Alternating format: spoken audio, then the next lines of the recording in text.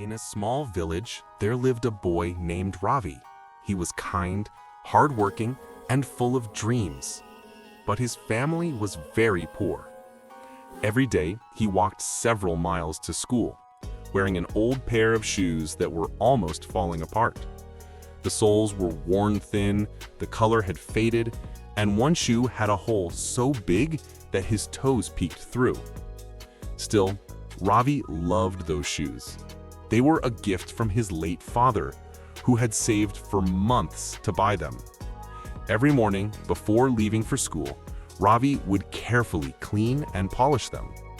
When other children laughed at his old shoes, he simply smiled and said, "These shoes carry my father's love."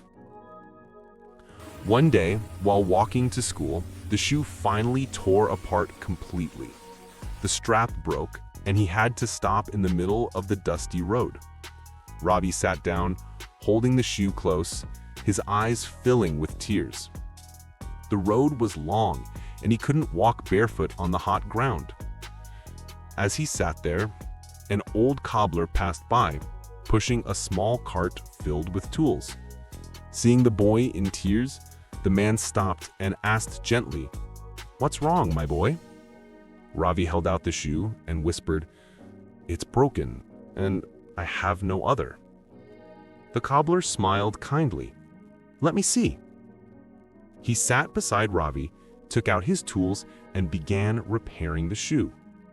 His hands were rough and slow, but careful. When he finished, he handed it back and said, "Now it will walk with you again." Ravi's face lit up. "Thank you, sir. How much should I pay you?" The cobbler shook his head. "Just promise me you'll never stop walking toward your dreams."